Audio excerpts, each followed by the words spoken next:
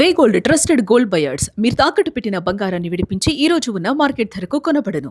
నేడు రెండో టీ20లో వైభవ్ సూర్యవంశీ ఎంట్రీ ఇవ్వబోతున్నారా? నేడు ఇంగ్లాండ్ ఇండియా మధ్య రెండో టీ20 మ్యాచ్ జరగబోతుంది. ప్రధానంగా ఇంగ్లాండ్ తో జరిగినటువంటి తొలి టీ20 మ్యాచ్ లో సంజు విఫలమైపోయారు. 7 బంతుల్లో 1 రన్ చేశారు సంజు శాంసన్. వరుసగా 3 మ్యాచ్ల్లో కూడా నిరాశపరిచారు సంజు పర్ఫార్మెన్స్. ప్రధానంగా వైభవ్ సూర్యవంశీ అరంగేట్రంకు దాదాపు డోర్స్ ఓపెన్ అయ్యాయి అన్నటువంటి వాదన బలంగానే వినబడుతుంది. ప్రధానంగా బుడ్డోడిని ఆడించాలని భారీగా డిమాండ్స్ కూడా వస్తున్నాయి. అద్భుతమైనటువంటి ఫామ్ లో కూడా కనబడుతున్నాడు వైభవ్ సూర్యవంశీ. అయితే ముందు నుంచి కూడా వైభవ్ సూర్యవంశీని గ్రౌండ్ లో దించకుండా ఎప్పుడు అతనికి ఆడేటువంటి అవకాశం కనబడతారు. సీనియర్స్ కి ఇచ్చేటువంటి టీంలో అతనికి చోటు కల్పించిన కానీ ఆడేటువంటి దానికి ఎందుకు అతనికి అవకాశం ఇవ్వరు అనేటువంటిది మాత్రం బుడ్డోడి ఫ్యాన్స్ దగ్గర నుంచి విపరీతంగా వస్తున్నటువంటి కామెంట్. అయితే నిన్న జరిగినటువంటి మ్యాచ్ కి సంబంధించిన తీరుతెన్నులు మనం చూసాం. వరుసగా 3 మ్యాచ్ల్లో కూడా సంజు శాంసన్ కొంతవరకు నిరాశపరిచినటువంటి మనం స్కోర్ పరంగా, మరి ముఖ్యంగా అతని పర్ఫార్మెన్స్ కూడా కీలకంగా అంతగా లేనటువంటి సిచ్యువేషన్.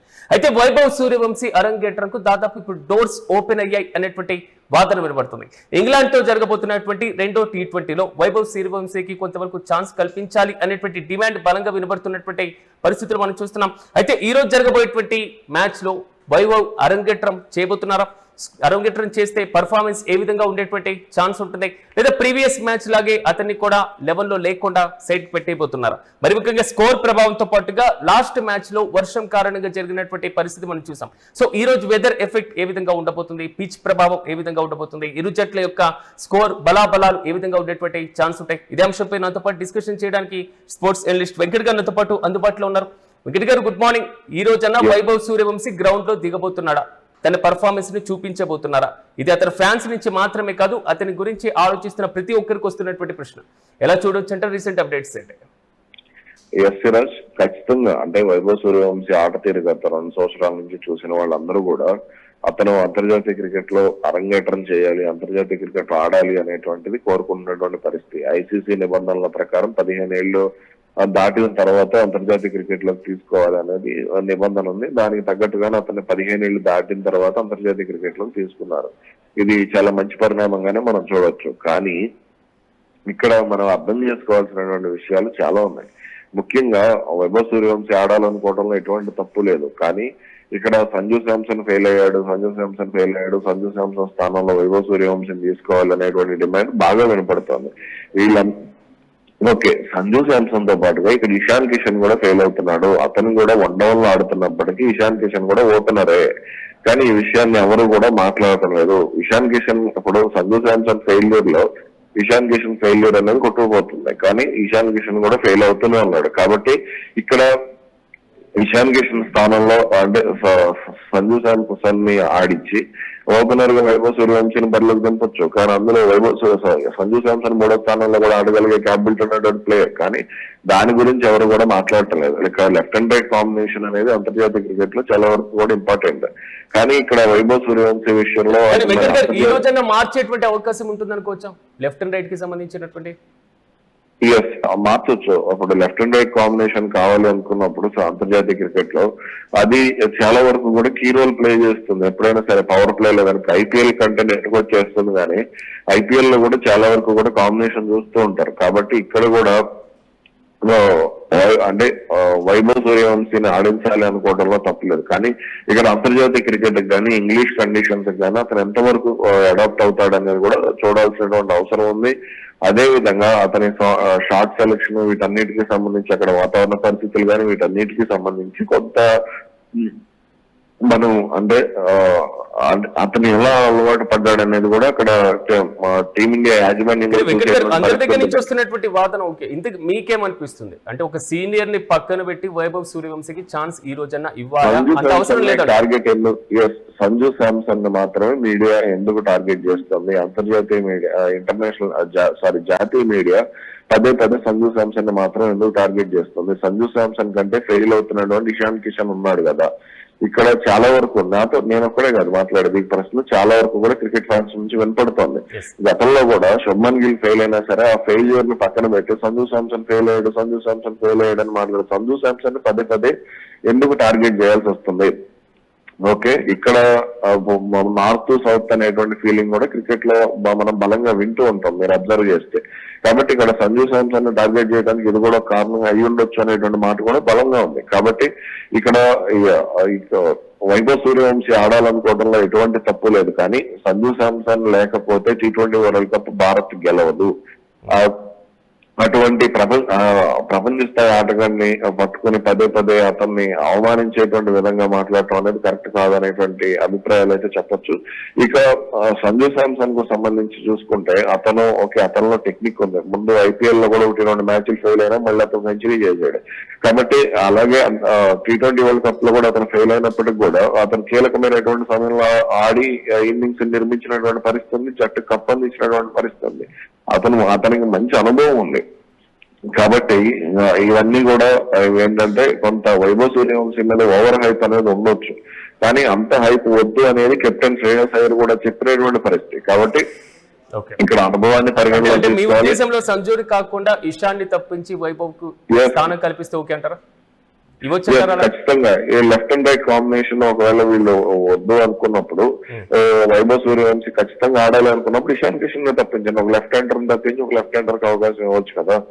ఇషాన్ కిషన్ ఆడట్లేదు అన్నప్పుడు సంజు శాంసన్ 3వ స్థానంలో ఆడించి ఇంకో అంటే రైట్ హ్యాండర్ ని పక్కన పెట్టడం టాప్ ఆర్డర్ లో అప్పుడు ముగ్గురు లెఫ్ట్ హ్యాండర్స్ అవుతారు కదా టాప్ ఆర్డర్ కి సంబంధించి. కాబట్టి ఈ విషయంలో టీమిండియా యాజమాన్యం మరి ఏం ఆలోచిస్తుందో తెలియదు, కానీ గంభీర్ గానీ శ్రేయస్ అయ్యర్ గానీ వైభవ్ సూర్యవంశీ విషయంలో అంత పాజిటివ్ గా లేరు అనే విషయం కూడా మనం అర్థం చేసుకోవచ్చు. కాబట్టి ప్రీవియస్ మ్యాచ్ ఒకసారి మనం చూసుకున్నాం వర్షం కారణంగా జరిగినటువంటి సిచ్యువేషన్, బట్ ఈసారి వెదర్ ఏ విధంగా ఉండబోతుంది, పిచ్ కండిషన్ కి సంబంధించి ఏ విధంగా ఉండే ఛాన్స్ ఉండొచ్చు? మనం యూరోప్ లో అంటే ముఖ్యంగా బ్రిటన్ లో మ్యాచ్లు, UK లో మ్యాచ్లు జరుగుతున్నాయి అనగానే, ఇంగ్లాండ్ లో మ్యాచ్లు జరుగుతున్నాయి అనగానే ఖచ్చితంగా మనం వర్షాన్ని ఎక్స్పెక్ట్ చేయొచ్చు. ఖచ్చితంగా వర్షాన్ని 100% మనం ఎక్స్పెక్ట్ చేయొచ్చు. కాబట్టి అక్కడ వర్షం ఎప్పుడు పడుతుంది ఏంటనేది మనం చెప్పలేనటువంటి పరిస్థితి. ఇవాళ కూడా ఇక్కడ 30% రెయిన్ చూపిస్తుంది మాంచెస్టర్ లో. కాబట్టి ఖచ్చితంగా వర్షం పడేటువంటి అవకాశాలు ఉండొచ్చు, కానీ మ్యాచ్ అయితే జరిగేటువంటి పరిస్థితి కనపడుతుంది. ఈ రోజు పిచ్ మాత్రం పేస్ బౌలింగ్ అనుకూలంగానే ఉండేటువంటి అవకాశం ఉంది. కాబట్టి పేస్ బౌలింగ్ ను తట్టుకుని బాబు ఆటగాళ్ళు ఎలా నిలబడతారనేది చూడాలి. అయితే కొంత స్పిన్ కి మ్యాచ్ జరుగుతున్న కొద్దీ ఒక 8 ఓవర్ల తర్వాత నుంచి కూడా కాస్త స్పిన్ కి అనుకూలంగా మారేటువంటి ఛాన్స్ ఉంది. వాషింగ్టన్ సుందర్ గానీ, అక్షర్ పటేల్ గానీ ఇటువంటి వాళ్ళు, అలాగే శివం దూబే లాగా స్లో బాల్స్ వేసేటువంటి వాళ్లకు ఒకవేళ పార్ట్ టైం స్పిన్నర్ గా అభిషేక్ శర్మ స్పిన్ బౌలింగ్ వేస్తే అతనికి సో అది చాలా అడ్వాంటేజ్ అయ్యేటువంటి ఛాన్స్ ఉంటుంది. కానీ వెంకట్ గారు ప్రీవియస్ మ్యాచ్ లో 189 పరుగులు చేసిన కానీ భారత్ అంచనాలకు తగినటువంటి రీతిలో స్కోర్ చేయలేదు అనేటువంటి వాదన కనబడింది. ఈ రోజు స్కోర్ ఏ విధంగా ఉండేటువంటి ఛాన్స్ ఉండొచ్చు?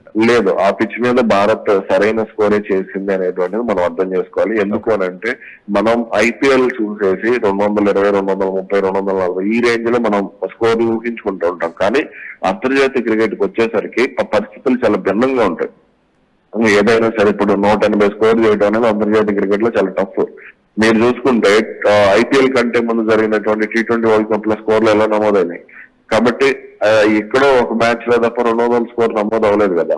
ఏదో 4-5 మ్యాచ్లు జరిగితే 4-5 మ్యాచ్లు 1-2 మ్యాచ్లు మాత్రమే 200 పైన స్కోర్ నమోదైనటువంటి పరిస్థితి. కాబట్టి అంతర్జాతీయ క్రికెట్ లో డిఫరెంట్ కండిషన్స్ ఉంటే పిచ్ కండిషన్స్ కూడా కొంత మ్యాచ్ ని రసవత్రంగా మార్చేటువంటి ప్రయత్నం చేస్తూ ఉంటారు. కాబట్టి IPL లో కూడా చాలా మ్యాచ్లు పెద్దగా స్కోర్ నమోదు అవ్వలేదు IPL పరిగణలోకి తీసుకున్నా సరే. కాబట్టి ఇక్కడ కొంత పిచ్ కండిషన్ ప్రకారం భారత్ ఆ రోజు బాగానే ఆడింది. బౌలింగ్ పరంగా మరి అంటే ఇంగ్లాండ్ కూడా కొంత కంట్రోల్ చేసే విధంగానే మంచి బౌలింగే చేసింది. రైట్ వెంకట్ గారు, థ్యాంక్ యూ. మీద భారత క్రికెట్ చరిత్రలో కొంతవరకు అంతర్జాతీయ పర్ఫార్మెన్స్ ఇచ్చేటువంటి సందర్భంలో కూడా అతి తక్కువ వయసులో తమకంటూ ఒక ప్రత్యేకమైనటువంటి టాలెంట్ తెచ్చుకొని ఉన్నటువంటి వాళ్ళలో సో వారి పర్ఫార్మెన్స్ పరంగా కూడా ఇంటర్నేషనల్ మ్యాచ్ లో కూడా కీ రోల్ పోషించినటువంటి వారు కూడా ఉన్నారు. సచిన్ టెండూల్కర్, పృథ్వీ షా ఇలాగా. కానీ వైభవ్ సూర్యవంశీ వారి సరసన చేరుతారా అనేటువంటి ప్రశ్న వాదన ముందు నుంచి బలంగా వినబడిన ఆయన ఫ్యాన్స్ కి మాత్రం కొంతవరకు నిరాశ ఎదురవుతూనే ఉంది. కానీ తాజాగా T20 రెండో దాంట్లో కూడా వైభవ్ అరంగేట్రం చేయబోతున్నారా, అసలు ఛాన్స్ ఇవ్వబోతున్నారా లేదా అనేటువంటి క్వశ్చన్ కూడా ప్రధానంగా రైజ్ అవుతుంది. ఒకవేళ వైభవ్ సూర్యవంశీకి ఛాన్స్ ఇస్తే ఎవరిని తప్పించబోతున్నారు? ఈ రోజు ఇంగ్లాండ్ ఇండియా మధ్య రెండో టీ20 మ్యాచ్ జరగబోతుంది. ఇంగ్లాండ్ తో జరిగినటువంటి తొలి టీ20 మ్యాచ్ లో సంజు విఫలమయ్యారు అనేటువంటిది మాత్రం వస్తున్న ప్రధానమైనటువంటి ఇష్యూ. అయితే 7 బంతుల్లో కూడా ఒక్క రన్ చేశారు సంజు శాంసన్. వరుసగా 3 మ్యాచ్ల్లో కూడా ఆయన పర్ఫార్మెన్స్ నిరాశపరిచినటువంటి వైనం. సంజు మాత్రమే కాదు, ఇషాన్ కిషన్ పర్ఫార్మెన్స్ కూడా అలాగే ఉంది అనేది మాత్రం విశ్లేషకుల దగ్గర నుంచి వస్తున్నటువంటి అభిప్రాయం. అయితే వైభవ్ సూర్యవంశీ అరంగేట్రంకు దాదాపు డోర్స్ ఓపెన్ అయ్యాయి. ఇది ప్రతి మ్యాచ్ లో వినబడుతున్నటువంటి మాట, కానీ ఈ రోజన్నా అది వాస్తవ రూపం దాల్చిపోతుందా? ఒకవేళ వైభవ్ కు ఛాన్స్ ఇస్తే ఏ విధంగా పర్ఫార్మెన్స్ ఉండేటువంటి అవకాశాలు కనబడుతున్నాయి. అక్కడి ఎఫెక్ట్, మరి ముఖ్యంగా వెదర్ ఎఫెక్ట్ కారణంగా ప్రీవియస్ మ్యాచ్ కూడా జరిగినటువంటి తీరుతెన్నులు 189 స్కోర్ తో భారత్ ఆగిపోయినటువంటి వైరం. అయితే ఈ రోజు అంతకంటే స్కోర్ ఏమైనా పెరిగేటువంటి ఛాన్స్ ఉంటుందా, లేదా వర్షం కారణంగా ఈ రోజు కూడా ప్రతికూలమైనటువంటి ప్రభావం పడేటువంటి అవకాశం కనబడుతున్నాయా? ఈ రోజు ఎలాగైనా బుడ్డోడిని ఆడించాలి అనేది మాత్రం భారీగా వస్తున్నటువంటి డిమాండ్. అయితే అతని ప్రదర్శన, అతని ఆట తీరు అన్ని మాకు తెలుసు, కానీ ఇప్పుడు ఒక సీనియర్ ని పక్కన పెట్టేటువంటి ఆలోచన మేము ఇప్పట్లో చేయలేదు. సో బట్ ఖచ్చితంగా అతనికి అవకాశం ఇస్తాం అనేది మాత్రం ప్రధానంగా వినబడుతున్నటువంటి వాదన. సో చూడాలి, ఈ రోజన్నా వైభవ్ సూర్యవంశీకి అవకాశాన్ని కల్పించబోతున్నారా? అద్భుత ఫామ్ లో ఉన్నటువంటి వైభవ్ సూర్యవంశీ ఒకవేళ అవకాశం కల్పిస్తే ఎలాంటి ప్రదర్శన ఇవ్వబోతున్నారు? సంజు లేదా ఇషాన్ కిషన్, వీరిద్దరిలో ఎవరిని ఈ రోజు తప్పించబోతున్నారు? ఎవరో ఒకరిని తప్పించకపోతే వైభవ్ సూర్యవంశీకి ఎంట్రీకి అసలు అవకాశం లేనటువంటి నేపథ్యంలో మొత్తం మీద వైభవ్ ఎంట్రీ ఇవ్వబోతున్నారా, లేదా రెండోది ఎవరిని తప్పించబోతున్నారు? 3 ఈ రోజు మ్యాచ్ లో విన్ అయ్యేది ఎవరు? స్కోర్ ఎంత వరకు ఉండేటువంటి ఛాన్స్ ఉండొచ్చు? మరి ముఖ్యంగా దీని వెదర్ ప్రభావం ఏ విధంగా ఉండేటువంటి ఛాన్స్ ఉంటుంది? ఈ అన్ని ప్రశ్నలకు సమాధానం రావాలంటే ఈ రోజు సాయంత్రం మ్యాచ్ జరిగే వరకు వేచి చూడాల్సిందే.